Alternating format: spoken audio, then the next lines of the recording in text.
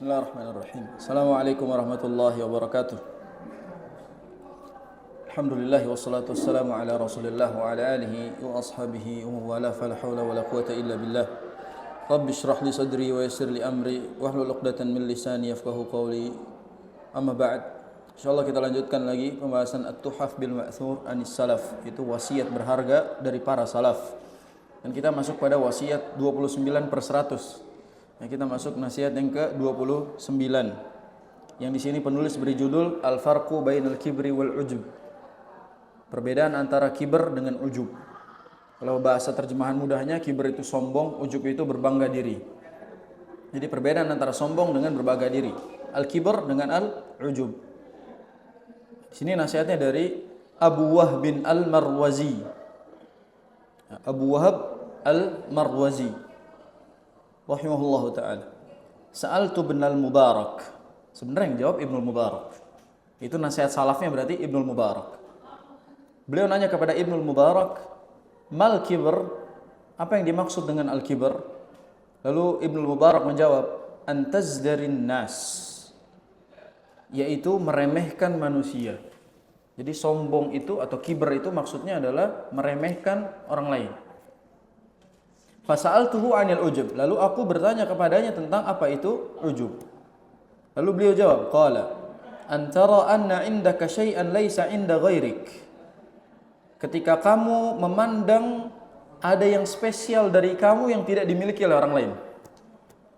Jadi yang disebut ujub adalah ketika kamu memandang sesuatu ada pada dirimu namun tidak dimiliki oleh orang lain. Jadi kamu punya sesuatu yang spesial enggak dipunyai oleh orang. La a'lamu fil musallina syai'an syarran minal ujub. La a'lamu fi al-musallina syai'an syarran minal ujub.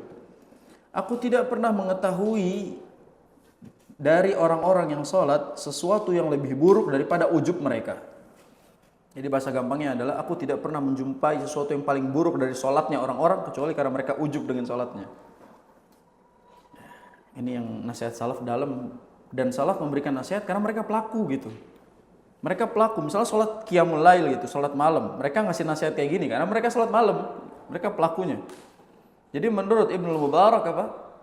Yang disebut dengan ujub saat kita melihat sesuatu pada diri kita, kita punya sesuatu yang tidak dimiliki oleh orang lain. Di antaranya adalah perkara sholat misalnya. Kita punya sholat yang kita kerjain yang orang nggak ngerjain, lalu kita berbangga dengan sesuatu tersebut, itu ujub. Misalnya orang nggak pernah qiyam, kita qiyam sendiri, lalu kita membanggakan diri kita, nggak disampaikan ke orang, kita banggain diri kita karena ibadah itu ujub udah. Kita membanggakan diri kita terhadap perkara tersebut. Ini nasihat yang dalam ya, di mana beliau membedakan antara al-kibar dengan al-ujub, walaupun secara bahasa jelas berbeda ya. Al-kibar itu membesarkan diri, kan gitu, sehingga mengecilkan orang. Ketika kita membesarkan diri kita, maka kita akan mengecilkan orang, meninggikan diri kita, pasti kita akan merendahkan orang. Adapun ujub, melihat sesuatu ada yang kita miliki yang orang nggak punya, itu ujub. Nah, makanya kata Syekh Abdul Razak, kilahuma min adwa'il qulub, keduanya merupakan penyakit hati. Illa annal kibra yastad'i mutakabbiran alaihi, kecuali kata beliau, hanya saja al-kibar, kesombongan itu mengharuskan adanya objek kesombongan. Yara nafsahu fawqahu wa a'la minhu, yastad'i mustakbiran alaihi yara nafsahu fawqahu wa a'la minhu. Bedanya kalau sombong itu ada objek yang kita banggakan di hadapan orang lain sehingga kita meremehkan dia. Bainamal ujub, berbeda dengan ujub, sedangkan ujub istirwahun lin nafsi. Beliau mengatakan apa? Istirwah. Bal ya, akan tetapi ujub itu justru istirwahun lin nafsi. Istirwah itu artinya perasaan nyaman dalam dirinya, warukunun ila ru'yatiha, ya, perasaan nyaman terhadap diri sendiri dan merasa senang terhadap pencapaiannya sendiri. Wala yastad'i ghairal mu'jab bihi, ya, dan dia tidak membutuhkan adanya orang lain karena dia nyombongin diri sendiri. Jadi nggak ada objek yang disombongkan. Itu bedanya ujub sama kibr. Kalau kibr ada objek yang disombongkan, sedangkan ujub nggak ada karena dirinya sendiri yang dia bangga-banggain di hadapan orang lain. Bal law lam yakun illa wahdahu, bahkan yang dia punya di situ hanya membanggakan dirinya sendiri, itu seorang dirinya sendiri. tasawwara an yakuna mu'jaban. Tasawwara an yakuna mu'jaban. Yang makan apa? Dia merasa berbangga terhadap dirinya sendiri. Wala yatasawwar an yakuna mutakabbiran. Boleh jadi dia tidak sombong. Jadi bahasanya gini, orang ujub boleh jadi enggak sombong. Orang ujub boleh jadi enggak sombong. Karena dia tidak menyombongkannya kepada orang lain. Tadi yang saya bilang, saya ngerasa saya punya sholat yang saya unggulkan, orang nggak punya. Itu aja udah ujub. Dia nggak nyombongin ke orang. Dan ketika dengan objek tersebut kita pamerkan dan meremehkan orang, jatuh pada kibr. Berarti mana yang lebih parah, ujub sama kibr? Kibr. Makanya Nabi SAW menyebutkan apa? La yadkhulul jannah man kana fi qalbihi kibr. Mithqala dzarratin min kibr. Tidak akan masuk surga orang yang di dalam hatinya ada sebesar biji zarrah kibr, bukan ujub. Walaupun di hadis yang lain kita jumpai Nabi SAW menyebutkan apa? 3 sesuatu yang membinasakan, 3 perkara yang membinasakan. Di antaranya apa? I'jabul mar'i bi nafsihi, ujub terhadap dirinya sendiri. Cuma kalau boleh dikomparasi antara keduanya, orang yang ujub belum tentu sombong. Orang yang sombong adalah orang yang pasti membanggakan dirinya sendiri. Itu perbedaan antara keduanya. Wal ujbu yafdi ila takabbur wa takabbur la yakunu illa an ujbin idza huwa atharun min atharihi. Ini kesimpulan di akhir, ujub membawa pada kesombongan, dan kesombongan tidaklah terjadi kecuali karena adanya ujub. Karena kesombongan merupakan salah satu dampaknya. Jadi salah satu dampak orang ujub adalah sombong. Nah, itu diantara perbedaan antara al-kibru dan al-ujbu. Kalau Nabi SAW membahasakan kibr itu batarul haq wa ghamtun nas, menolak kebenaran dan meremehkan orang. Ini adalah buah dari ujubnya. Nah, yang ke-30 adalah husnul amal. Husnul amal, yaitu amal yang baik. Amal yang baik. Qala Al-Hasan Al-Basri rahimahullah. Al-Hasan Al-Basri rahimahullah mengatakan apa? Innal mu'mina ahsanal dhanna bi rabbih fa ahsanal amal, wa innal munafiqa asa'al dhanna bi rabbih fa asa'al amal. Jadi kata beliau apa? Sesungguhnya orang-orang yang mukmin itu ahsanul dhanna bi rabbih, dia berbaik sangka kepada Tuhannya. Orang beriman itu positive thinking kepada Tuhannya, fa ahsanal amal, maka dia memperbaiki amalnya. Sedangkan orang-orang munafik asa'al dhann bi rabbih, dia suudzon, berburuk sangka kepada Tuhannya, fa asa'al amal, makanya dia memperburuk amalnya. Berarti untuk mendapatkan husnul amal kita perlu husnul dhann. Husnul dhann membuahkan husnul amal. Su'ul dhann menghasilkan su'ul amal. Sebenarnya dalilnya ada di surat Al-Hujurat misalnya, di ayat ke-12. Allah bilang apa? Ya ayyuhalladzina amanu ijtanibu katsiran minadh dhann inna ba'dadh dhanni itsmun. Sesungguhnya sebagian prasangka itu dosa. Kata para ulama, ba'd di sini bukan ditab'id tapi karena mayoritasnya. Jadi mayoritas prasangka itu menghasilkan itsm, dosa. Itu menandakan orang yang berprasangka buruk menghasilkan dosa, amalannya buruk. Dan orang yang berprasangka baik menghasilkan amal yang baik. Kaifa yakunul mudhi? Di sini belum menyebutkan apa? Kaifa yakunul mudhi? Bagaimana orang yang al-mufarrid muhsinadz dhanna bi rabbih? Bagaimana mungkin orang yang meremehkan sesuatu itu akan husnudzan kepada Allah? Jadi mudhi itu orang yang menyia-nyiakan. Al-mufarrid itu meremehkan. Bagaimana orang-orang yang meremehkan, menyia-nyiakan itu bisa berhusnudzan kepada Allah? Tanda serunya 2. Ya. Tanda serunya 2 ini tegas. Wa huwa an rabbihi wa maulahu syaridun wa an ta'atihi mubta'id. Biar saya bacanya gini. Wa huwa an rabbihi wa maulahu syarid wa an ta'atihi mubta'id. Terus begitu. Jadi kata beliau apa? Padahal ia berpaling dari Rabbnya. Dia berpaling dari Rabbnya dan dari maulanya, itu penguasanya. Wa an ta'atihi mubta'id, dan dia menjauh dari ketaatan kepadanya. Wa an abwabi rahmatihi wa maghfiratihi mu'rid, dan dia bahkan berpaling dari pintu rahmat dan ampunannya. Bal muhsinul dhann bi rabbih haqqan, tetapi orang yang husnudzan terhadap Allah Tuhannya dengan benar, huwa man 'arafa rabbahu bi sifati kamalih, dialah orang yang paling mengenal Tuhannya dengan kesempurnaan sifatnya. Wa nu'utu jalalih. Wa nu'ut jalalih. Apa itu nu'ut? Nu'ut itu sifat-sifat keagungannya. Pernah belajar na'at, jamaknya nu'ud. Dan na'at itu sifat. Nu'ud itu berarti sifat jamaknya.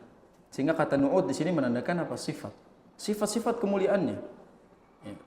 Wa karamihi wa ihsani. Dan dia mengetahui kedermawanan Allah dan juga kebaikan Allah. Wa judihi wa imtinani. Jud itu sama karam maknanya sama, kedermawanan, kebaikan. Imtinan itu artinya karunia Allah. Wa rahmatihi wa ghufrani. Rahmatnya, kasih sayang dan ampunannya. Wa arafa nafsahu bitafritiha wa taqsiriha. Dan orang yang husnuzan itu selalu mengenal dirinya dari kelalaian dan kekurangannya. Tafrit, lalai, taksir, kekurangan. Jadi orang husnuzan itu tahu keagungan Allah dan tahu kekurangan dia. Fa akhadha yujahiduha litastaqima 'ala at-ta'ati. Ya, maka dia akan berusaha untuk berjuang memperbaiki dirinya agar litastaqima, agar istiqamah. 'Ala ta'ah dalam ketaatan, wa tahassun al-amal, dan dalam memperbaiki amal. Jadi kesimpulannya apa yang disampaikan Syekh Abdul Razak adalah orang yang husnuzan, dia pasti tahu, dia mengenal siapa Allah Subhanahu wa taala, makanya dia husnuzan. Dan gara-gara pengetahuan tersebut itu yang membuat dia selalu memperbaiki dirinya. Adapun orang yang suudzon, bagaimana mau beramal, dia aja sudah suudzon sama Allah Subhanahu wa taala. Bahasa gampangnya gini, kalau kita sudah suudzon sama orang, jangankan kita mau ikutin dia, dengar omongan aja nggak mau. Tapi kalau kita sudah husnuzon sama orang, kita belum tahu faktanya, kita udah husnuzon duluan, kita pasti menerimanya dulu dan kita akan berusaha melakukan yang terbaik untuknya. Itu diantara gambaran bahwa husnuzon mempengaruhi husnul amal. Maka perbaiki prasangka kita kepada Allah Subhanahu wa taala. Berikutnya hawanud dunya. Hawan ad-dunya. Hawan itu artinya apa? Remeh. Ad-dunya adalah dunia. Berarti remehnya dunia atau hinanya dunia. Ternyata hina diambil dari kata hun, hin. Itu hina diambil dari kata hawan. Asal kata yang mirip. Berarti adalah kehinaan dunia. Bisa juga terjemahannya. An Masruq rahimahullahu ta'ala, dari Masruq rahimahullahu ta'ala, ma minad dunya syai'un asa alaihi illa sujudu lillah. Ma minad dunya syai'un asa alaihi illa sujudu lillah. Tidak ada sesuatu pun di dunia yang paling aku sesali kecuali bersujud kepada Allah Subhanahu wa taala. Jadi tidak ada satupun yang membuat aku menyesal terhadap diriku di dunia kecuali karena sujudku kepada Allah Subhanahu wa taala mungkin kurang. Jadi dia nggak pernah menyesal nggak punya kendaraan, nggak punya rumah, nggak punya kekayaan, harta dan lain-lain. Dia menyesal sujudnya kurang kepada Allah Subhanahu wa taala. Jadi Masruq rahimahullah taala beliau ingin menyampaikan apa? Aku tidak pernah menyesali tentang apapun soal dunia kecuali karena sujudku mungkin tidak maksimal kepada Allah Subhanahu wa taala. La yaqulu hadza illa, ya, tidak akan mungkin ada orang yang mengatakan ini kecuali man arafa haqaratad dunya, kecuali orang yang mengetahui kehinaan dunia. Wahawaniha ini? Man arafa haqaratad dunya wahawanaha. Karena haqarata maf'ulun bihi, oleh karenanya hawan juga ataf, ma'tuf. Wahawanaha. Wa amma man lam ya'rif dzalik. Adapun orang yang tidak mengetahui kehinaan dunia atau hakikat asli dunia, fa innahu la ya'sa 'ala syai'in illa 'alaiha. Maka dia tidak akan merasa sedih atau kehilangan terhadap sesuatu kecuali karena kehilangan perkara-perkara dunia. Jadi orang yang sudah tahu betul dunia, dia justru merasa kehilangan ibadahnya. Dan orang yang tidak mengenal kehinaan dunia, dia akan menyesal soal kehilangan dunianya. Makanya kita lihat orang-orang yang zuhud, orang-orang yang memiliki keimanan tingkat tinggi dan dia tahu hakikat dunia, itu cara pandangnya soal dunia itu nggak sama kita. Cara pandangnya beliau terhadap dunia tidak sama dengan kita. Dan kita akan menganggap orang ini aneh. Faktanya kita menganggap dia orang aneh. Contoh ini terjadi zaman sekarang. Soal handphone misalnya. Kita temui orang yang HP-nya masih yang zaman dulu misalnya ngetik masih kayak gini, bukan touchscreen, HP lama lah ibaratnya. Ketika kita tanya kenapa nggak ganti HP yang baru, padahal dia mampu beli yang baru, apa yang dia katakan? Yang ini saja sudah membuat saya lalai, apalagi kalau saya pakai yang touchscreen. Cara pandang dia sama cara pandang kita pasti beda. Kita pasti kontra. Seandainya orang ini masuk sosmed, pasti hatersnya lebih banyak daripada yang mujinya. Kenapa? Karena pola pandang mayoritas orang-orang terhadap dunia itu berlawanan dengan POV dia terhadap dunia. Dan dia menganggap justru ini dunia saya gitu. Ini POV dari saya dalam menghadapi dunia berbeda dengan apa yang kalian pandang. Jadi orang-orang inilah yang disebut sebagai al-ghuraba. Orang-orang yang asing di dunia ini. Boleh jadi mereka jauh lebih selamat. Sekarang misalnya ada ustadz tidak punya sosmed. Pasti kan orang anggapnya apa? Kudet, dakwahnya sempit, tidak memperluas dakwah dan lain-lain. Padahal itu jauh lebih selamat dari dia. Itu jauh lebih utama buat beliau. Kita memandangnya apa? Ini namanya mempersempit dakwah, tidak melek teknologi dan lain-lain. Padahal pola pandang dia terhadap sesuatu berbeda dengan kita. Maka tugas kita apa? Kalau kita sudah semakin kenal haqarat dunia, maka kita akan mengerti orang-orang yang kayak gitu tuh alasannya apa. Nah, berikutnya adalah 32 salatul jamaah. Tentang salat berjamaah. Baik. An Sa'id ibn, siapa ini namanya? Kalau ada ya-nya terus ini. An Sa'id ibn Al-Musayyab. Al-Musayyab. Ini kayak yang nasihat yang kedua di kitab ini. An Sa'id ibn Al-Musayyab rahimahullahu taala. Dari Sa'id bin Al-Musayyab rahimahullah, beliau mengatakan apa? Ma fatatni as-salatu fil jamaah mundu 40 sana. Ma fatatni as-salatu fil jamaah mundu 40 sana. Aku tidak pernah tertinggal salat berjamaah selama 40 tahun. Aku tidak pernah tertinggal salat jamaah selama 40 tahun. Kita sebutlah dari angka baligh 15. Berarti ditambah 40 tahun. Berarti saat itu usia beliau ngomong berarti berapa? 55 kurang lebih. Ketika beliau usia 55 tahun menyampaikan itu, bahwa aku tidak pernah meninggalkan salat berjamaah selama 40 tahun. Wa katsirun nas tafutuhu salatul jamaah fil yaumil wahid wal usbu'il wahid aktsar min marrah. Kata beliau, betapa banyak orang-orang yang meninggalkan salat berjamaah dalam sehari sekali atau bahkan dalam seminggu cuma sekali dia salat. Aktsar min marrah, lebih banyak daripada itu bahkan. Fa ainahum minas salaf. Lagi-lagi pertanyaan ini muncul. Maka di mana mereka dibandingkan para salaf? Fa ainahum minas salaf. Masih ingat tentang di mana posisi kita? Di mana posisi kita dibandingkan para salaf? Mereka sudah mikirin sirat, ya, mereka sudah mikirin akhirat, sedangkan kita masih di sini-sini saja. Padahal surga kita sama sebagaimana surga yang dia harapkan untuk masuk. Nah, ini pertanyaan kritisnya adalah, apakah ungkapan ma fatatnis salatu fil jama'ati mundu 40 sana termasuk ujub? Karena dia membanggakan apa yang dia lakukan. Berdasarkan yang tadi sudah kita sampaikan, ini memandang dirinya memiliki apa yang tidak dimiliki oleh orang. Apakah ini ujub? Maka jawabannya apa? Wallahu a'lam. Ketika beliau menyampaikannya lil faidah atau memberikan ibrah bagi orang-orang, maka itu bukan ujub. Tapi kalau itu dalam rangka membanggakan amalan tersebut di hadapan orang yang tidak mengerjakannya, maka itu ujub. Jadi yang tahu siapa? Dia dan Allah Subhanahu wa taala. Beliau dan Allah Subhanahu wa taala. Cuma zahirnya ketika kita yang melakukannya, kita harus berhati-hati berarti. Kalau kita mau ngomong begitu, kita harus berhati-hati. Misalnya saya pengen ngomong, 10 tahun saya tidak pernah meninggalkan sholat duha. Saya tidak pernah meninggalkan sholat duha selama 10 tahun. Kalau saya ngomong itu di depan jamaah, maka boleh jadi ujub. Karena buat apa jamaah tahu saya nggak pernah ninggalin sholat duha? Itu faedah. Tapi kalau saya nulis kitab tentang sholat duha dan keutamaannya, lalu saya sebutkan pengalaman saya, itu bukan ujub. Makanya ujub itu ketika diucapkan, tapi ketika diriwayatkan beda. Makanya hal-hal seperti ini biasanya apa yang diriwayatkan, dan rata-rata yang meriwayatkan ini muridnya. Boleh jadi perkataan Sa'id bin Al-Musayyab tidak beliau ucapkan dalam rangka membanggakan diri, tapi didengar oleh muridnya dan dicatat. Itu diantara perbedaannya bagaimana kita menerapkan hal tersebut. Nah, berikutnya adalah at-ta'azum. At-ta'azum. Apa itu at-ta'azum? Merasa besar. Ta'azum itu merasa besar. Ini agak mirip sama ujub. Ta'azum itu merasa dirinya azim, merasa dirinya besar. Qala Utsbah ibn Ghazwan. Utsbah bin Ghazwan radhiyallahu anhu fi ta'awudhihi. Fi ta'awudhihi. Utsbah ibn Ghazwan berkata dalam permohonan perlindungannya. Jadi dia meminta perlindungan kepada Allah dalam doanya. Ta'awudz berarti apa? Memohon perlindungan kepada Allah.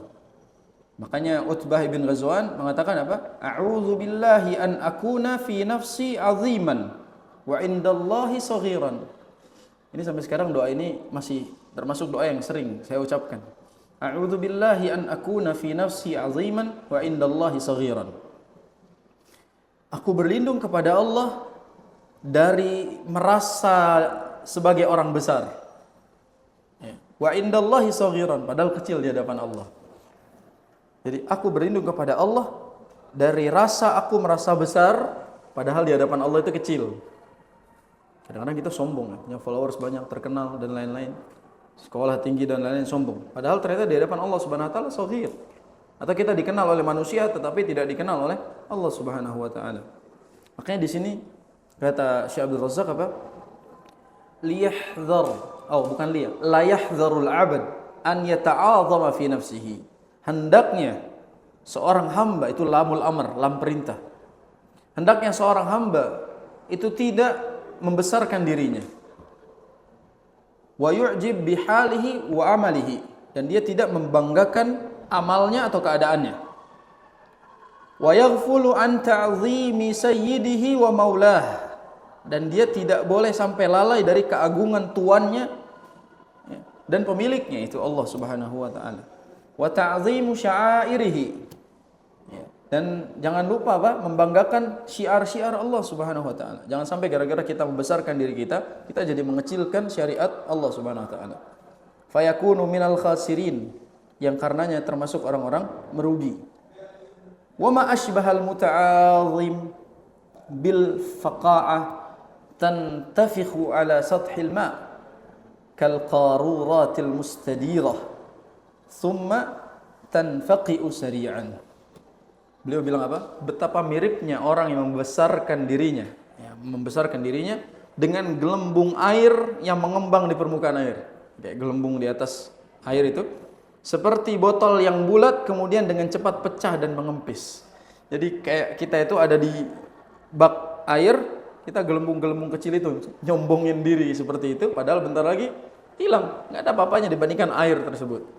Jadi di sini perumpamaan yang Syekh Abdul Razzaq bawa adalah jangan sampai kita ini berlagak seperti gelembung yang besar, padahal sebenarnya bentar lagi meletus. Dan dia nggak ada apa-apanya dari air yang ada di bak tersebut. Nah, itu diantara gambaran tentang at-ta'azzum, itu sifat membanggakan dirinya. Nah, nas'alullah al-afiyah. Berikutnya adalah salahul mu'taqad. Salah al-mu'taqad. Ma makna al-mu'taqad? Al-mu'taqad, nasihat yang berapa? 34. Salah al-mu'taqad. Mu'taqadi. Baik. Berarti salah artinya baik atau lurus. Sedangkan mu'taqad adalah keyakinan. Atau hari ini dikenal dengan akidah. Akidah itu adalah apa yang sebagaimana asal katanya, yaitu aqada,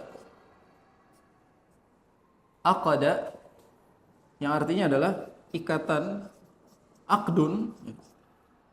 Jadi kata akidah yang artinya adalah sesuatu yang mengikat.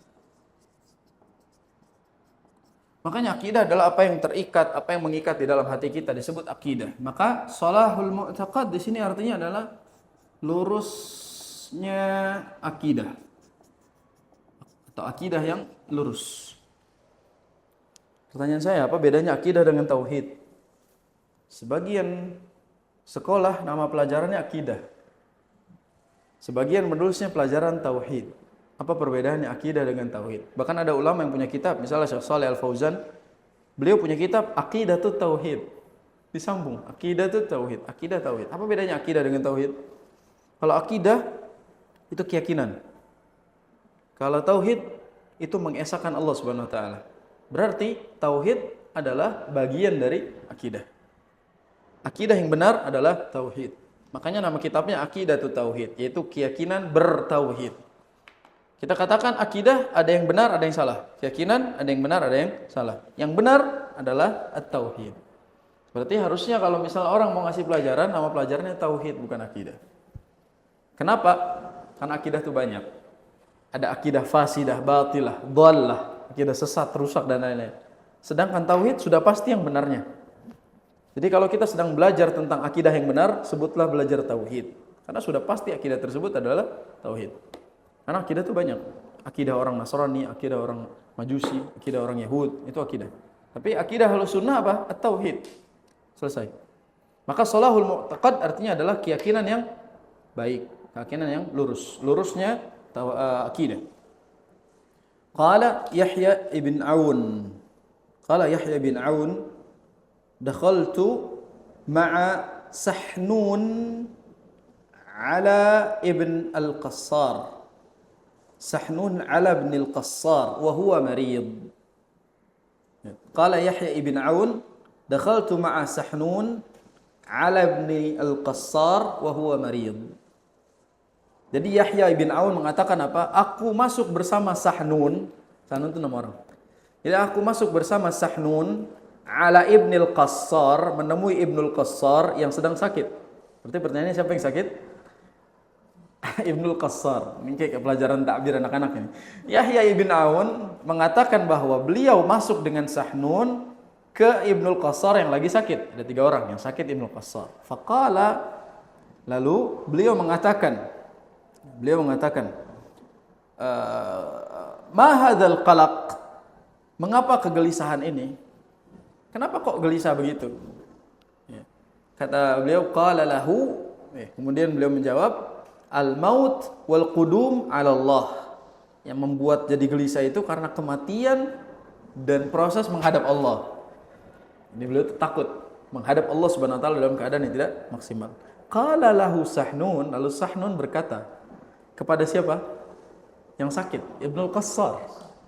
Jadi beliau ngomong kepada Ibnul Qassar yang lagi sakit. Kata Sahnun ini, alasta musaddiqan birrusuli wal bi'tsa wal hisab wal bi'tsi wal hisabi? Bukankah kamu beriman kepada Rasul, hari kebangkitan dan hari perhitungan? Beliau ngomong kayak gitu. Wal jannati wan nar, kamu juga beriman kepada surga dan neraka. Wa anna afdhala hadhil ummah Abu Bakar thumma Umar, dan kamu juga beriman bahwasanya orang terbaik adalah Abu Bakar dan Umar setelah Rasul sallallahu alaihi wasallam. Wal Qur'ana kalamullahi ghairu makhluq, dan kamu juga beriman bahwa Al-Qur'an adalah kalamullah bukan makhluk, kan gitu. Wa anna Allaha yura yaumal qiyamah, dan kamu juga beriman bahwa Allah akan dilihat nanti pada hari kiamat. Dilihat loh. Berarti Allah nanti akan terlihat di hari kiamat, karena kita akan melihat wajah Allah di surganya Allah Subhanahu wa taala. Wa annahu 'alal 'arsy istawa, dan kamu juga beriman bahwa Allah itu beristiwa di atas arsy. Saya enggak bilang bersemayam, saya bilang beristiwa. Bukankah kamu juga beriman bahwa Allah beristiwa di atas arsy? Wala takhruj 'alal a'immati bis-sayf, dan bukankah kamu juga enggak pernah memberontak kepada para pemimpin? Wala takhruj 'alal a'immah itu maksudnya apa? Kamu tidak pernah memberontak kepada para pemimpin bis-sayf dengan pedang. Enggak pernah jadi khawarij kan gitu. Wa in jaru kata beliau. Wa in jaru di situ maksudnya apa? Meskipun mereka berbuat zalim sama kamu. Bukankah kamu enggak pernah berontak kepada pemimpin padahal mereka menzalimi kamu, wahai Ibnul Qassar, kan gitu. Kan Ibnul Qassar lagi panik mau mati nih ceritanya. Dia dalam posisi dia takut sekali dalam keadaan sakit itu. Apa kata Ibnul Qassar? Wallah. Wallah. Wallah itu apa? Ya benar gitu. Wallah. Ya demi Allah. Jadi kadang-kadang na'am itu dipakai dengan Kalau bahasa ininya wallah. Faqala, lalu kata Sahnun, beliau bilang apa? Ini kata-katanya lumayan nyelekit ini. Mut idza syi'ta. Mut idza syi'ta. Mut idza syi'ta. Mut idza syi'ta. Kalau begitu, matilah kapanpun engkau mau. Kalau begitu, matilah kalau kapanpun engkau mau. Jadi berarti udah ditanya nih, kamu beriman gini. Kenapa harus takut? Udah mati aja kapanpun kamu mau. Karena kamu udah siap dalam keadaan tersebut. Itu disebut sebagai sholahul mu'taqad. Karena akidahnya sudah benar dengan apa yang disebutkan tadi poin-poinnya itu. Kalau kayak gitu sudah, kamu tinggal menunggu waktu mati aja. Mut. Kalau lagi sakit ya. Subhanallah, begitulah para salaf dengan keimanannya. Kita kalau jenguk orang sakit ngomong kayak begini, mut, kita mati aja kalau ente udah siap begitu kan, udah siap bahasa gitu. Lihat, kata Syekh Abdul Razak, madarul amri ala sihhatil mu'taqadi wa salamatihi. Madarul amri ala sihhatil mu'taqadi wa salamatihi. Beliau, pokok segala urusan bergantung pada kebenaran dan keselamatan akidahnya. Lalu beliau bilang apa? Fa bisihhatihi salahu dinin nas wa dunyahum. Dengan lurusnya akidah seseorang, benarnya akidah seseorang, maka akan benarlah agama dan urusan dunianya. Jadi orang kalau akidahnya sudah lurus, pasti urusan agama dan urusan dunianya mulus. Wa bi fasadihi fasadu amrin nasi fi dinihim wa dunyahum. Dengan kerusakan akidah, maka rusak juga urusan dunia dan agamanya. Wa inda huduril ajal, dan ketika datang atau tibanya ajal, la, kata beliau apa? Wa inda huduril ajal la mumkinah atau la makana minal amali illa al-maut 'ala al-mu'taqadi as-sahih liman kana min ahli. La makanata minal amali illa al-maut 'ala al-mu'taqadi as-sahih liman kana min ahlihi. Ketika ajal telah tiba, tidak ada lagi kesempatan untuk beramal illal maut, kecuali kita harus menghadapi kematian, 'alal mu'taqadis sahih, di atas akidah yang lurus, liman kana min ahlihi, bagi mereka yang benar-benar termasuk ahli tauhid. Jadi bahasa gampangnya sebenarnya memang kita tuh tinggal nunggu mati, cuma matinya di atas apa?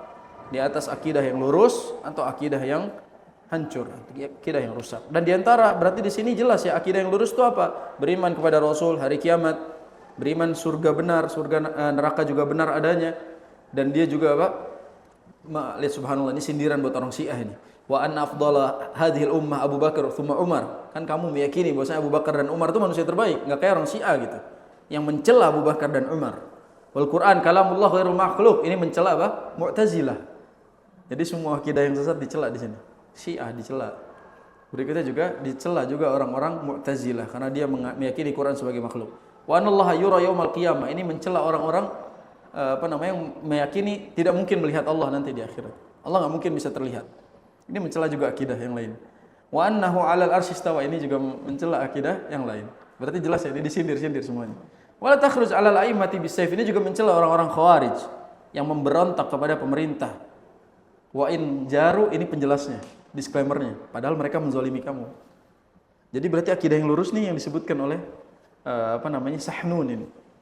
Ini yang disebutkan berdasarkan sabda Nabi SAW. Ini menandakan kalau kita hidup dengan keyakinan di atas tersebut, udah mati aja, tunggu mati gitu. Dan kita memang tunggu mati.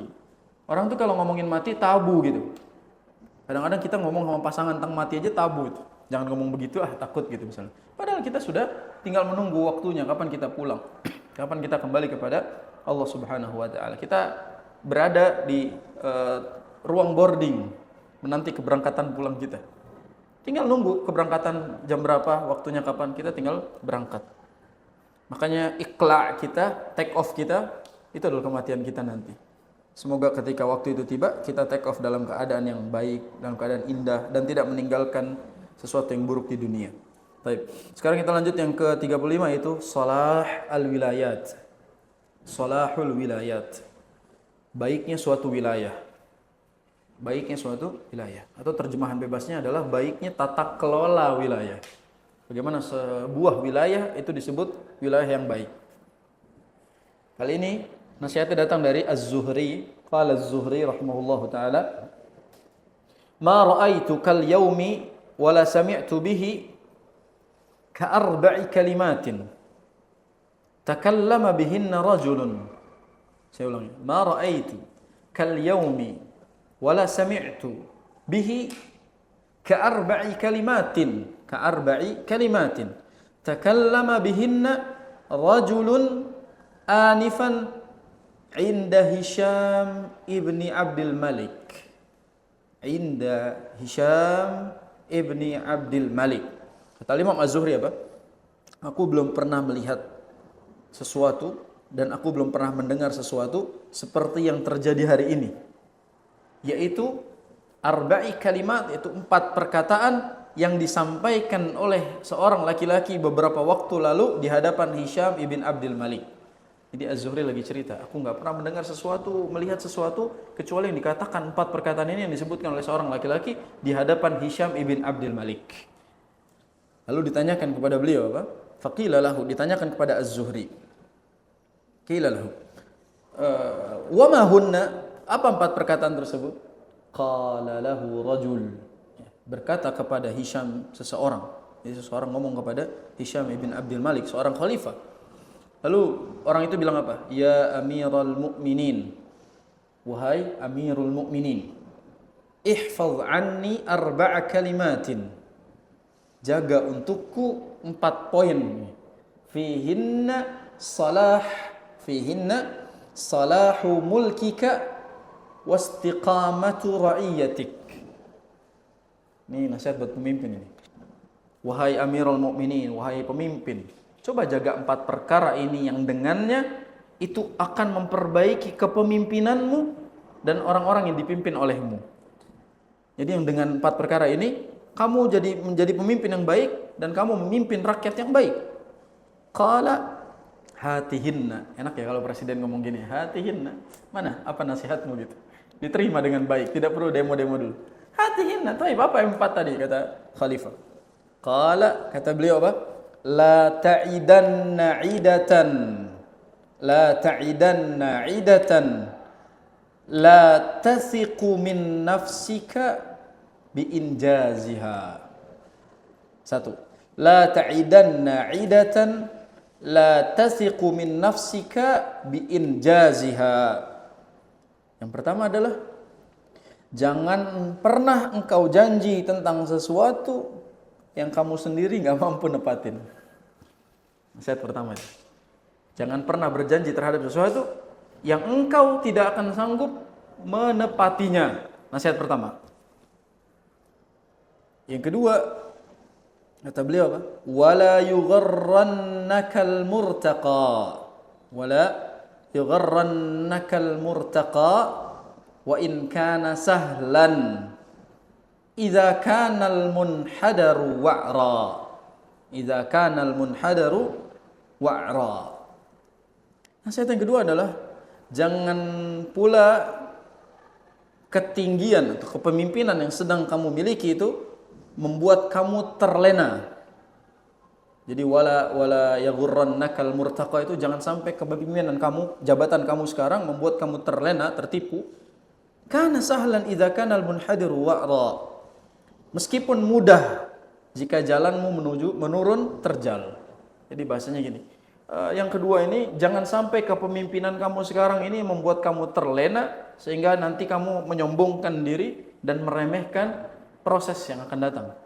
Meskipun nantinya kamu akan jumpai jalan yang mudah atau kamu akan menjumpai jalan yang terjal dalam masa kepemimpinan, pokoknya jangan remehkan, jangan sampai terlena. Jadi nasihat yang kedua tuh, udahlah jangan sok tinggi gitu. Jangan ketinggian. Jangan NPD. Nah, terus nasihat yang ketiga adalah wala yaghurrannaka. Yang ketiga wa'lam. Wa'lam kata beliau. Anna lil a'mali jazaan.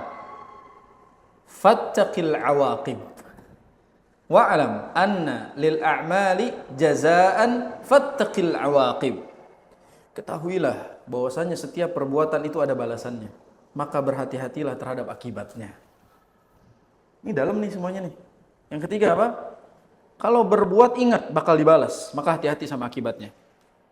Dan yang terakhir yang keempat, wa anna lil umuri baghtat. Wa anna lil umuri baghtat. Fakun ala hadarin. Wa anna lil umuri baghtat fakun ala hadar. Ketahuilah bahwa berbagai perkara itu bisa datang tiba-tiba. Baghtat, jamak dari baghta.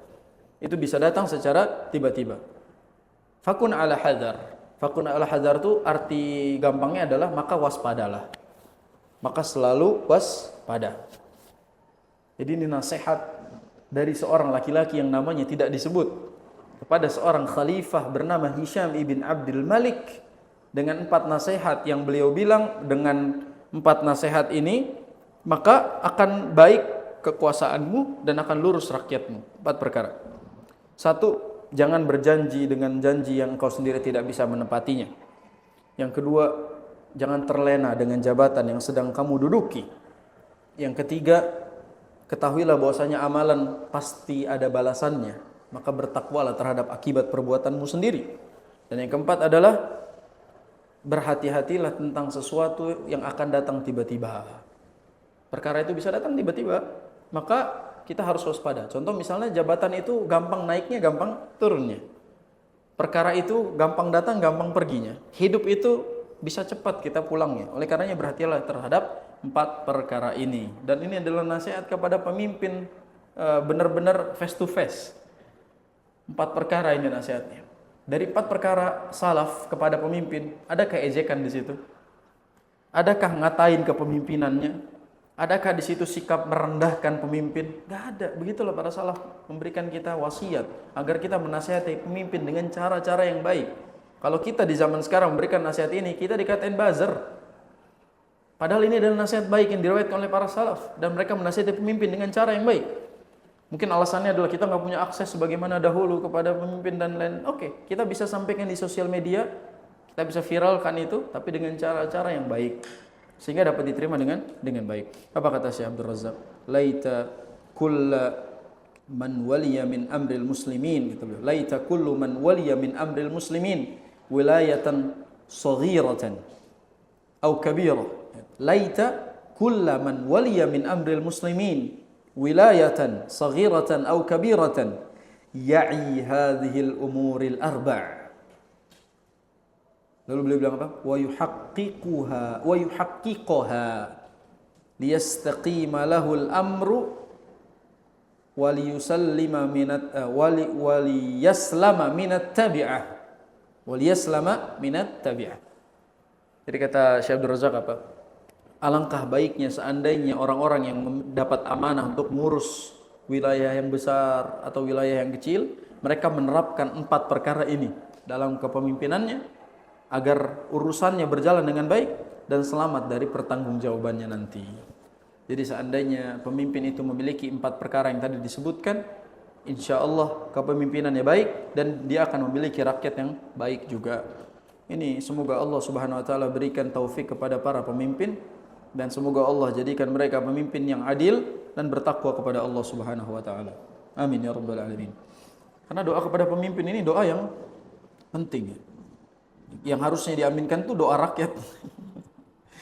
Doa-doa kita terhadap doa-doa baik kepada pemimpin itu yang harus diaminkan. Kita berharap semoga doa-doa baik kita dikabulkan oleh Allah Subhanahu wa taala demi kebaikan negeri kita ini. Sesungguhnya tidak ada kemerdekaan bagi negeri yang tidak bertakwa kepada Allah Subhanahu wa taala. Tidak ada kemerdekaan bagi negeri yang zalim. Padahal Allah Subhanahu wa taala sudah memerintahkan para pemimpin untuk adil. Nah, yang ke-36 adalah at-tahni'ah bil maulud. At-tahni'ah bil maulud. Tahni'ah itu artinya ucapan selamat atas kelahiran anak. Ini dipakai dalil atas kelahiran maulid. Selamat, ucapan selamat terhadap maulid. Ini dipakai dalil ini. Dikutip lalu dijadikan dalil. At-tahni'ah bil maulud, yaitu ucapan selamat untuk maulid. Ya betul sih maulud itu maksudnya kelahiran, tapi konteksnya bukan masalah kelahiran Nabi. Tapi di sini adalah ucapan yang disunnahkan ketika ada kelahiran anak. Apa yang kita ucapkan gitu? Apa ucapan yang sunnah ketika ada bayi yang lahir dari kalangan muslimin? Dan ini nasihat dari An Hammad ibni Zaid. An Hammad ibni Zaid rahimahullah ta'ala qala kana Ayyubu idza hanna'a rajulan bimauludin. Hammad ibn Zaid mengatakan apa? Apabila Ayyub, seorang ulama, apabila Ayyub diberi kabar gembira tentang lahirnya anak, lahirnya seorang anak, lahiran anak, qala, beliau mengatakan apa? Ja'alahu Allahu mubarakan 'alaika wa 'ala ummati Muhammadin sallallahu alaihi wasallam. Ja'alahu Allahu mubarakan 'alaika wa 'ala ummati Muhammadin sallallahu alaihi wasallam. Jadi beliau ngomongnya gini, ja'alahu Allahu mubarakan 'alaika. Semoga Allah menjadikannya, yaitu anak ini, diberkahi bagimu dan bagi umat Muhammad sallallahu alaihi wasallam. Jadi kita doakan dia dengan doa ini, doa-doa baik ya. Kita doakan keberkahan, semoga keberkahan buat orang tuanya dan keberkahan buat umat Nabi Muhammad SAW. Kata Syekh Abdul Razak apa? Da'watun azimatun. Ini adalah doa yang luar biasa. Yahsunud du'a biha 'inda tahni'ati bil mauludi. Ya. Ini adalah doa yang baik diucapkan sebagai ucapan selamat atas lahirnya anak. Badal takallufi kalimatin qad takunu khati'atan, sebagai pengganti kalimat-kalimat yang berlebihan yang boleh jadi salah maknanya. Misalnya ada ucapan apa? Biasanya kalau bayi lahir apa? Dalam bahasa Inggris apa biasanya? Kalau bayi lahir? Enggak ada. Congrats. Enggak ada ucapan khusus. Misalnya ada ucapan apa ya? Semoga jadi apa dan berlebihan bisa jadi salah. Maka lebih baik kita menggunakan ungkapan-ungkapan yang simple tapi memang ada contohnya. Fi doa, misalnya dalam doa sebagaimana dalam hadis At-Tabrani Anis Sari bin Yahya, ya, anna rajulan mimman kana yujalisul Hasan wulida lahu ibnu fahannahu rajulun faqala. Di sini sebagaimana diriwayatkan oleh Al-Imam At-Tabrani bahwa ada doa yang luar biasa yang diucapkan ketika ada seorang yang lahir anaknya, daripada harus bersusah menyusun kata-kata yang ribet kan gitu. Daripada menggunakan kata-kata yang susah, mendingan ungkapan yang diajarkan oleh para salaf. Faqala Al-Hasan, maka Al-Hasan mengatakan apa? Wa may yudrika annahu faris, la'allahu najjar, la'allahu khayyat. Ya. Jadi doa orang-orang dulu itu gitu. Mereka nyebut apa? Semoga anak ini jadi faris. Oh, faris. Penunggang kuda yang handal. La'allahu najjar. Boleh jadi dia nanti jadi tukang kayu yang terkenal. La'allahu khayyat. Boleh jadi dia nanti jadi tukang jahit. Jadi, wa may yudrika annahu faris. Jadi orang-orang dulu itu suka kalau ngucapin apa? Layahunnukal faris. Semoga anaknya jadi penunggang kuda gitu. Dulu tuh ada ucapan begitu karena penunggang kuda tuh spesial bagi mereka. Nah, kata Al-Hasan apa? Kamu tahu dari mana dia bakal jadi faris? Boleh jadi dia jadi najjar, boleh jadi khayyat kan gitu. Qala fa kaifa aqul, kalau gitu aku harus ngucapin apa? Diajarkan oleh Al-Hasan. Beliau menyebutkan apa? Qul ja'alahu Allahu mubarakan 'alaika wa 'ala ummati Muhammadin sallallahu alaihi wasallam. Ini perkataan ini kita pakai. Ja'alahu Allahu mubarakan 'alaik wa 'ala ummati Muhammadin sallallahu alaihi wasallam. Atau mungkin ada doa yang sering dipakai sekali. Barakallahu fil mauhubi lak. Ini sering kali dipakai. Barakallahu fil mauhub lak. Kalau bayi lahir, gak usah tanya cowok cewek, pakai general aja, pakai dhamir hu. Mau bayinya cewek, mau apa, apalagi kita nggak tahu, gak usah nanya dulu. Buat ngedoain nanya dulu, nggak perlu. Langsung kita pakai dhamir hu. Ja'alahullahu mubarakan 'alaika wa 'ala ummati Muhammadin. Tahu cewek diganti kah? Ja'alahullah, boleh kalau udah tahu. Tapi kalau nggak tahu cukup pakai ja'alahullah. Nah, itu di antara doa yang bisa kita amalkan di dalam ketika ada orang yang berbahagia dengan kehadiran anak. Daripada pakai kata-kata yang ribet, ya, semoga jadi anak yang sukses, panjangan. Doanya lengkap dengan pendek ini, tapi komprehensif maknanya. Baik. Sekarang yang ke-37. Judulnya adalah As-Sa'id man itta'adha bi ghairihi. As-Sa'id man itta'adha bi ghairihi. Orang yang berbahagia adalah orang yang mengambil pelajaran dari yang lain. Jadi orang berbahagia adalah orang yang dia mendapat mau'izah dari orang. Qala Mutarrif. Kali ini nasihat dari Mutarrif rahimahullah. Beliau berdoa, Allahumma inni a'udzubika an yakuna ahadun as'ad bima 'allamtani minni wa a'udzubika an akuna ibratan li ghairi. Ini doanya. Allahumma inni a'udzubika an yakuna ahadun as'ada bima 'allamtani minni wa a'udzubika an akuna ibratan li ghairi. Ya Allah, sesungguhnya aku berlindung kepadamu dari keadaan ketika orang lain lebih berbahagia dengan ilmu yang Kau berikan kepadaku. Ya Allah, aku berlindung dari keadaan di mana orang-orang tuh pengen kayak kita, tapi saya nggak pengen gitu. Atau bahasanya orang bahagia sama apa yang kita miliki, tapi kita enggak. Makanya beliau menyebut apa? Bima 'allamtani minni. Justru orang lain ngerasa bahagia dengan kehadiran ilmu yang saya punya ini. Ya. Sedangkan saya tidak kan gitu. Wa a'udzubika an akuna ibratan li ghairi. Dan aku berlindung kepadamu dari menjadi ibrah bagi orang lain. dari menjadi ibrah bagi orang lain. Apa maksudnya? Ya aku nggak pengen dulu kena azab, terus orang mengambil ibrah dari kejadianku gitu. Ibaratnya gitu. Orang mengambil ibrah dari kejadian kita kan berarti kita kena balanya gitu, kena azabnya. Ya Allah jangan jadikan aku ibrah bagi orang lain tuh maksudnya jangan sampai aku itu kena pelajaran dulu, lalu orang-orang justru mengambil pelajaran dariku. Ini doa yang sebenarnya jarang diminta oleh banyak orang. Bahwa meminta perlindungan dari orang lain justru lebih bahagia dengan apa yang kita punya daripada kita sendiri. Nah, kita kadang-kadang begitu. Kita bahagia banget melihat orang dapat itu, dapat ini. Belum tentu orang itu begitu. Padahal itu harusnya dia lebih bahagia daripada kita sendiri. Kayak contoh misalnya tentang pasangan gitu. Ada ungkapan-ungkapan di komentar itu, kamu beruntung ya dapat suami kayak dia gitu misalnya. Tapi istrinya nggak merasa beruntung. Kamu beruntung ya bisa jadi ininya dia. Istrinya nggak merasa beruntung. Boleh jadi ada dua kemungkinan. Yang satu memang kurang bersyukur. Atau yang kedua, apa yang dipandang orang tidak sesuai dengan kenyataannya. Dan orang selalu melihat begitu. Makanya ini meminta perlindungan. Ya Allah jangan sampai aku itu menjadi orang lain justru berbahagia melihat kualitasku, aku enggak. Atau orang-orang justru mengambil ibrah dari kejadian bodohku kan gitu.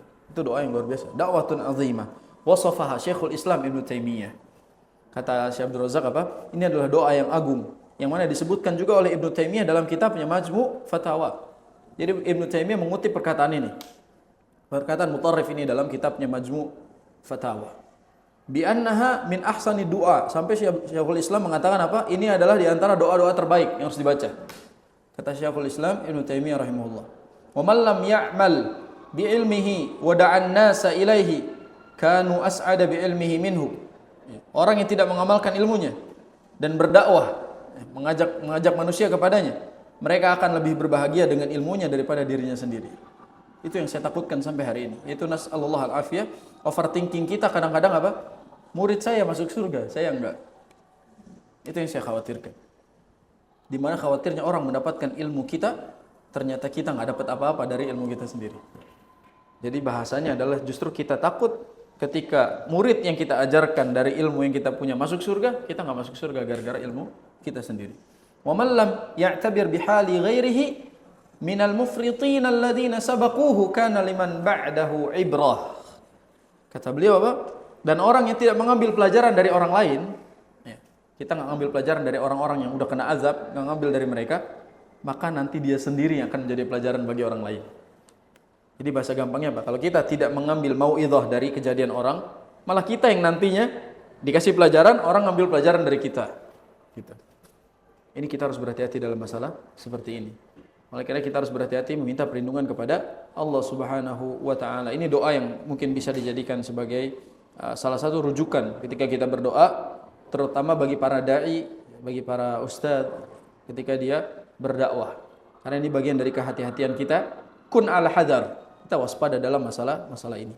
Baik, berikutnya kita masuk nasihat yang paling panjang, yaitu nasihat ke-38. Judulnya adalah ad-du'a'u. Ini adalah doa yang beliau bilang ad-du'a.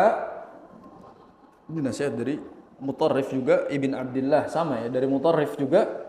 Ad-du'a'u jama'ul khair. Doa yang menghimpun segala kebaikan. Doa yang menghimpun segala kebaikan. Qala Mutarrif Ibn Abdillah Ibn Sikhir. Namanya Asy-Syikhir. Dikasih harokat biar enggak salah. Makanya Syekh Abdul Razak kasih harokat biar kita juga pembaca enggak salah. Karena seandainya enggak dikasih harokat, saya bacanya pasti Syukhair tadi. Ini ternyata namanya Syikhir. Qala Mutarrif Ibn Abdillah Ibn Asy-Syikhir. Beliau menyebutkan apa? Tazakkartu ma jama'ul khair. Aku memikirkan apa yang menjadi penghimpun segala kebaikan. Ini judulnya apa tadi? Doa sebagai penghimpun segala kebaikan. Jadi ternyata puncak semua kebaikan itu doa gitu.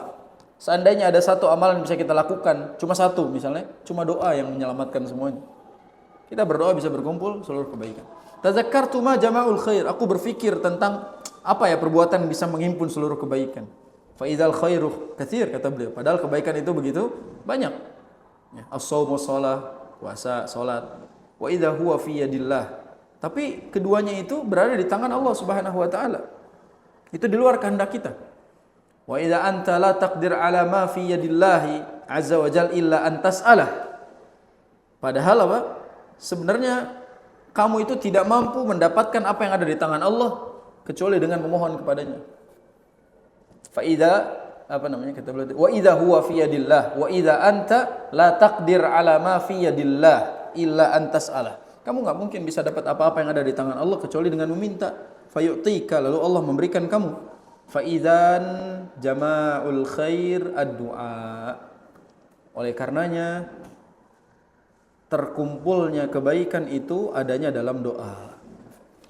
Jadi terkumpulnya atau penghimpun segala kebaikan bernama doa. Jadi ternyata amal soleh kita tuh nggak ada apa-apanya, dan kita butuh amal soleh itu diterima. Gimana cara diterima? Doa. Itu menandakan sholat puasa kita nggak akan berarti apa-apa buat kita kalau kita nggak minta Allah terima amal tersebut. Berarti yang disebut jama'ul khair adalah doa. Doa adalah penghimpun segala bentuk kebaikan. Dan baru kali ini Syekh Abdul Razak menjelaskan lebih panjang daripada perkataan salafnya. Jadi di sini panjang. Dan subhanallah Syekh Abdul Razak tidak mengucapkan perkataan beliau sendiri, melainkan beliau mengutip perkataan salaf lainnya dalam penjelasannya. Jadi kalam beliau mauthuq, tetap ada referensinya. Makanya beliau jelaskan nih, ad-du'a asasul khairat wa miftahul fadaili wal mukramat. Awal makrumat, boleh juga. Doa adalah dasar segala kebaikan dan kunci segala keutamaan. Li'annal umura kullaha biyadillah, karena segala perkara itu di tangan Allah. Ata'an wa man'an, dalam masalah memberi dan menahan. Wa hifdhan wa raf'an, wa khifdhan wa raf'an, dan merendahkan ataupun meninggikan. Izzan wa dhullan, memuliakan ataupun menghinakan. Faman wuffiqa lid-du'a, barang siapa diberikan taufik untuk berdoa, faqad nala miftahal khair, maka dia telah mendapat kunci kebaikan. Faqad nala miftahal khair. Qala Ibnu Qayyim rahimahullahu taala fi kitabihil fawaid. Jadi beliau sebutkan ternyata yang panjang tadi itu perkataannya Ibnu Qayyim. Jadi bukan penjelasan beliau tuh, itu perkataan Ibnu Qayyim dalam kitabnya Al-Fawaid. Jadi intinya Ibnu Qayyim pengen bilang apa? Segala sesuatu itu di tangan Allah. Dan kalau kita diberikan kesempatan buat doa, minta deh, itu udah kunci kebaikan. Karena memang dengan cara itulah kita bisa mendapatkan pengkabulan atas amalan-amalan kita. Baik. Berikutnya, perkataan yang panjang juga bukan perkataan beliau itu. Perkataan yang panjang juga adalah perkataan salaf lainnya. Dan ini adalah perkataan Ibnu Qayyim juga. Beliau menyebutkan apa? Asasu kulli khairin an ta'lama anna ma sya'allahu kan. Asasu kulli khairin an ta'lama anna man syaa Allahu kana. Dasar segala kebaikan adalah ketika engkau tahu segala sesuatu terjadi atas kehendak Allah. Terus beliau bilang apa? Wa ma lam yasha lam yakun. Dan kalau Allah tidak menghendakinya, tidak akan terjadi. Fatayaqqana hina idzin annal hasanati min ni'amihi. Maka dia akan meyakini bahwasanya segala kebaikan itu merupakan nikmat Allah. Fatashkuruhu 'alaiha, maka dia bersyukur dengan nikmat tersebut. Wa tatadarra'u ilaihi alla yaqta'aha anka, dan kamu bersungguh-sungguh memohon agar Allah tidak memutusnya darimu. Jadi intinya bahwa segala kebaikan itu nikmat Allah, kita bersyukur kepadanya dan kita minta kepada Allah agar tidak memutus nikmat tersebut. Wa annas sayyiati min khadlanihi wa uqubatih. Adapun keburukan itu bagian dari Allah menghukumnya, menegurnya. Fatabtahilu ilaihi an yahula bainaka wa bainaha, dan dia memohon perlindungan agar Allah menghalangi dirinya dengan keburukan tersebut. Wala yakiluka fi fi'lil hasanati wa tarkis sayyi'at ila nafsik. Dan jangan biarkan kita bergantung pada diri kita dalam melakukan perbuatan baik ataupun meninggal keburukan. وقد أجمع العارفون على أن كل خير فأصله بتوفيق الله للعبد. Kata beliau apa? Maka para al-arifun, orang-orang yang mengetahui, orang-orang sering menerjemahkannya ahli ma'rifah, itu orang-orang yang berilmu maksudnya, telah sepakat bahwasanya semua kebaikan adalah taufik dari Allah Subhanahu wa taala. Wa kullu syarrin fa asluhu khadlanuhu li'abdihi. Dan segala keburukan asalnya adalah bentuk teguran dari Allah. Wa ajma'u anna at-tawfiqa alla yakiluka Allahu ila nafsik. Dan mereka telah sepakat bahwa taufik adalah ketika Allah dan semuanya sepakat bahwa taufik adalah ketika Allah tidak menyerahkanmu pada dirimu sendiri. Jadi justru taufik Allah itu ada ketika urusan kita itu tidak kita atur sendiri, tapi Allah yang aturin. Itu taufik dari Allah Subhanahu wa taala. Kalau beliau menyebut apa? Wa anna fadla fa asluhu taufik wa huwa biyadillahi la biyadil abd. Ketahuilah bahwasanya taufik itu di tangan Allah Subhanahu wa taala dan bukan di tangan hambanya. Fa miftahuhu du'a, dan miftah atau kunci dari taufik Allah adalah doa. Ini coba garis bawah yang ini inti dari yang panjang ini cuma ini. Fa miftahuhu ad-du'a, kunci mendapatkan taufik Allah adalah doa. Wal iftiqar wasidqal laja warraghbah warrahbah ilaih. Jadi kuncinya adalah berdoa, lalu merasa butuh dan kembali kepada Allah Subhanahu wa taala. Famata a'tal 'abda hadzal miftah, kapanpun hamba mendapatkan kunci ini, faqad arada an yuftaha lahu, maka Allah menginginkan hamba tersebut membukanya. Jadi kalau kita dapat kesempatan ini, ambil kesempatan itu karena Allah menginginkan kita membukanya dengan pintu tersebut. Wa mata adallahu 'anil miftahi, dan kapanpun kita disesatkan dari kunci tersebut, baqiya babal khairi murtajan dunahu. Ya, kebaikan itu pintunya jadi tidak bisa dibukakan, tidak bisa terbuka dengan kunci tersebut. Wa ma utiya man utiya illa min qibali idha'ati syukri wa ihmalil iftiqari wad du'a. Orang itu gagal mendapatkan kebaikan karena dia gagal bersyukur atau menyia-nyiakan rasa syukur, dan justru dia meninggalkan doa. Padahal itu kuncinya. Wala dhafira man dhafir bi masyiatillahi wa auni illa bi qiyamihi bisyukri wa sidqil iftiqari wad du'a. Kata beliau gini terakhir, dan tidaklah seseorang memperoleh keberuntungan dengan kehendak dan pertolongan Allah Subhanahu wa taala kecuali dengan menegakkan syukur serta berada dalam merasa butuh kepada Allah Subhanahu wa taala. Ini kesimpulan. Nasihat ke berapa? 38. Kunci kebaikan itu adalah doa. Dan doa itu membuka pintu-pintu kebaikan. Di sini kan berkumpul semua kebaikan-kebaikan yang kita harapkan ya. Kunci untuk membuka pintu ini adalah doa. Dan untuk mendapat doa ini adalah taufik dari Allah. Taufik Allah. Oleh karenanya kita kalau dikasih kesempatan untuk berdoa oleh Allah Subhanahu wa taala, ambil. Karena ini membuka pintu-pintu kebaikan. Kalau ada waktu-waktu di mana doa itu diijabah, langsung ambil karena itu membuka pintu-pintu kebaikan. Sejatinya tidak ada kebaikan kecuali melalui proses ini. Jadi tidak mungkin ada orang bisa beramal. Kebaikan kan banyak ya, beramal dan lain-lain. Maka tidak mungkin terjadi kecuali dengan cara ini. Makanya Nabi kita sendiri ngajarin doa aja wa amalan mutaqabbalan.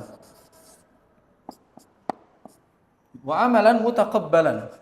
Bahkan masalah amal diterima aja Nabi minta. Berarti amal untuk diterima saja Nabi minta agar diterima. Kuncinya ada di sini. Bagaimana kita berdoa kepada Allah Subhanahu wa taala agar kita bisa melakukan kebaikan dan membuka pintu-pintu kebaikannya. Hanya saja semua orang harus tahu doa itu taufik dari Allah Subhanahu wa taala. Itu inti dari apa yang disampaikan oleh penulis di panjang kali lebar nasihatnya tadi.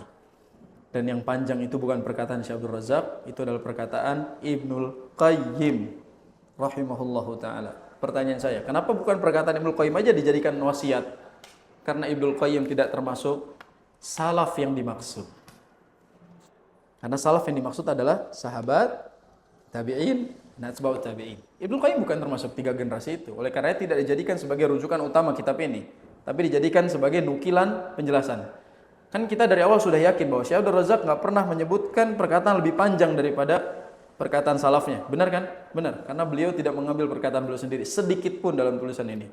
Ini semua perkataan dari Ibnu Qayyim. Coba lihat perkataan Syekh Abdul Razak yang mana? Cuma di ini nih. Syekh Abdul Razak bilang ini. Qala Ibnul Qayyim rahimahullah fi kitabih, itu doang. Itu doang perkataan Syekh Abdul Razak. Jadi beliau nggak nyampein apa-apa. Beliau cuma ngomong itu doang. Ibnul Qayyim berkata dalam kitabnya Al-Fawaid dari halaman 127 sampai 128, baca sendiri gitu. Jadi beliau nggak nyampein sama sekali. Jadi saya juga pengen sebenarnya jawab gitu. Antum tanya, jawab. Coba buka kitab Ibnul Qayyim halaman ini, baca sendiri gitu. Baik, terakhir kita cukupkan sampai 40 nih. Baik, sekarang nasihat yang ke-39. Judulnya adalah Al-Khusumat. Khusumat adalah perselisihan. Qala Umar bin Abdul Aziz rahimahullah ta'ala. Berkata Umar bin Abdul Aziz, beliau menyebut apa? Man ja'ala dinahu gharadan lil khusumati aktsarat tanaqqul. Man ja'ala dinahu gharadan lil khusumat aktsarat tanaqquli. Barang siapa menjadikan agamanya sebagai sasaran debat, sasaran perselisihan, maka ia akan banyak tanakkul, pindah-pindah. Barang siapa menjadikan agamanya sebagai sasaran dalam perselisihan, maka dia akan banyak tanakkul, pindah-pindah. Sekarang kan banyak perdebatan gara-gara masalah agama, ormas dan lain-lain. Dan kalau kita berdebat soal masalah tersebut, itu akan membuat kita gampang pindah. Gampang goyah bahasanya gitu. Tidak istiqamah dalam satu jalan. Contoh, sekarang kan banyak perdebatan ini lawan ini sama-sama muslim gitu. Boleh jadi nanti akan ada yang pindah, ini ke sini, atau jamaahnya yang pindah, jangan-jangan hati-hati. Gara-gara perdebatan ustadznya, ini ustadz gak beres nih, kita pindah aja ke sebelah. Berarti apa? Kalau si khusumat ini sebabnya adalah agama, bakal banyak orang yang tanakkul. Kata Syekh Abdul Razak apa? Kam min insanin khatir bidinihi. Betapa banyak orang yang menjadikan agamanya sebagai bahan perdebatan. Wala siyama ma'a yusrit tawassuli abar wasailil ittisalil haditsah. Terlebih lagi dengan adanya sosial media. Sosial media. Wa dakhala bila basiratin fi khusumat wajadalin aqim. Banyak orang akhirnya terjebak perdebatan padahal mereka enggak punya basirah, enggak punya ilmu. Coba lihat kolom komentar, ustadz bukan, kuliah juga enggak, tiba-tiba komentarnya udah kayak Masya Allah itu. Bahkan ini saya nasihat buat akun-akun dakwah ini. Ketika baru ngaji, bikin akun dakwah, berhati-hati. Kadang-kadang akun dakwah itu yang bikin perpecahan dakwah itu sendiri. Banyak perdebatan gara-gara akun dakwah, akhirnya orang-orang justru menyalahkan dakwah sunnah itu sendiri. Itu bahaya. Lam tasmur illa qaswatal qalb, illa qaswatal qulub. Tidak membuahkan, lam tusmir illa qaswatal qulub. Tidak berbuah kecuali kerasnya hati. Wa dha'fad din, lemah dan lemahnya agama, wa dhahabal haya, dan hilangnya rasa malu, wa kasratat tanaqquli min fikrin ila akhar, berpindahnya pikiran dari ke pemikiran yang lain, wa min ra'yin ila ra'yin, dari pendapat ke pendapat yang lain. Artinya kalau perdebatan terus ya dikit-dikit dipertontonkan perdebatan, lama-lama umat pindah-pindah, bukan istiqomah. Dan ini sering kadang-kadang ada, kemarin alhamdulillah tidak jadi perdebatannya gitu. Kalau jadi mungkin orang banyak yang tanakul juga itu. Ketika misalnya debat dari sisi kanan, sayap kanan dengan sayap kiri kan gitu, jamaahnya nonton. Ternyata pas dilihat, oh ternyata ustadz saya nggak bagus ya, saya pindah aja ke yang ini, lebih jelas, lebih logis, kan pindah jadi. Tadinya mungkin di atas kebenaran jadi pindah jadi syubhat, dan ini membahayakan. Maka faidahnya bagi para dai jangan suka debat kan gitu ya. Ngajar-ngajar aja lah, selesai. Cukup dia ngajar, menjelaskan kitab, ada yang terima silakan, nggak terima juga silakan, kan kita punya landasan-landasannya kan gitu. Nah, terakhir adalah al-jihad bila ilmu. Jihad tanpa ilmu. Ini dia mungkin banyak tadi kolom komentar itu banyak orang berjihad tanpa ilmu. Qala al-Marwazi. Al-Marwazi, bukan al-Maruzi, tapi al-Marwazi rahimahullah taala. Qila li Abi Abdullah Ahmad bin Hanbal. Dikatakan kepada Imam Ahmad bin Hanbal, rajulun lahu 500 dirham. Rajulun lahu 500 dirham. Ada seorang laki-laki punya 500 dirham. Dirham berapa ya? 2 jutaan mungkin. Ya enggak? Misalnya 500 dirham, sebutlah segitu. Dia punya 500 dirham. Terus beliau mengatakan apa? Tara an yasrifaha fil ghazwi wal jihadi aw yatlubal ilm. Jadi beliau nanya ke Imam Ahmad, Imam Ahmad, kalau ada laki-laki punya uang 500 dirham, menurut kamu ini dihabiskan buat perang, buat jihad atau buat belajar? Gitu. Kata Imam Ahmad apa? Idza kana jahilan, kalau dia bodoh, yatlubul ilm habba ilayya. Maka menuntut ilmu jauh lebih utama dan jauh lebih aku suka untuknya. Jadi 500 dirham itu kalau yang punya orang bodoh, maka belajar 500 itu habisin 500 dirhamnya gitu. Bahasanya gitu. Daripada buat jihad, ternyata dia bodoh, atau dia buat ikut peperangan tapi dia bodoh, mendingan untuk menuntut ilmu. Berarti di sini tandanya apa? Menuntut ilmu butuh modal. Dan kalau ada modal, kita tahu kita bodoh, belajar. Berarti kalau ada pengajian berbayar, itu sebenarnya boleh. Karena nasihat Imam Syafi'i apa? Bulghah itu bagian dari proses menuntut ilmu. Imam Syafi'i sendiri juga punya modal untuk belajar. Imam Bukhari juga begitu, Imam Ahmad juga begitu. Bahkan sebagian ulama ada yang menjual rumahnya untuk menuntut ilmu. Ada seorang ulama yang menjual genteng rumahnya satu persatu untuk belajar. Satu dijual buat dia menuntut ilmu. Berarti harus pakai modal. Nah, kata Syekh Abdul Razak apa? Kam min syabin min syababil ummah. Betapa banyak kalangan pemuda zaman ini. In dafa'a bila ilmin wara'a ma yadhunnuhu jihadan wa nusratan lid-din. Anak-anak muda tanpa ilmu yang mengira mereka itu sedang berjihad dan menolong agama Allah. Fakana ma tarattaba ala fi'lihi minal fasadi a'zam mimma kana yadhunnu annahu sayuhaqqiquhu li ummatihi. Kata Syekh Abdul Razak apa? Akibatnya apa? Karena dia tidak punya ilmu, dia tidak mengetahui akibatnya kerusakan yang ditimbulkan oleh dirinya lebih besar daripada yang diajarkan oleh para ahlinya. Walau jalasa yatlubul ilm ala ahlihi wa hamalatuhu li absar wasallam. Kata beliau apa? Kalaulah mereka itu mau belajar, mau menuntut ilmu kepada para ahlinya, kepada orang-orang yang berilmu, maka mereka akan memiliki wawasan. La absara, pasti mereka akan punya basirah. Wasallam, wasalima, dan dia akan selamat. Jadi seandainya para pemuda itu ya tidak ikut campur dalam masalah ya perdebatan, dalam masalah dakwah dan lain-lain, mereka sibuk belajar, maka jauh lebih aman daripada mereka sok-sokan buat akun dakwah kan gitu. Ini teguran berkali-kali nih. Bagi akun-akun dakwah yang kira-kiranya baru ngaji tiba-tiba bikin akun dakwah ini, subhanallah sekarang akun dakwah banyak, tapi isinya kadang-kadang orang yang sama sekali tidak paham harus dikemanakan akun dakwah ini. Sehingga serampangan sekali banyaknya yang buat perpecahan. Saya banyak sekali ngelihat akun-akun mengatasnamakan sunnah, tapi kelakuan postingannya tidak nyunnah. Padahal dia mengklaim sebagai official sunnah seperti itu. Padahal tidak sesuai sunnah. Waliyadzubillah, sunnah itu bukan official. Sunnah itu adalah bagaimana kita mengamalkannya dalam kehidupan kita. Hadza wallahu a'lam bishawab. 40 dari 100 nasihat atau wasiat para salaf sudah kami sampaikan. Semoga bermanfaat dan semoga mendatangkan manfaat bagi yang berbicara dan juga yang mendengarkan dimanapun berada. Barakallahu fikum. Pasti banyak salah dan kurangnya, semoga Allah ampuni dan maafkan. Subhanakallahumma bihamdika asyhadu an la ilaha illa anta astaghfiruka wa atubu ilaik. Assalamualaikum warahmatullahi wabarakatuh.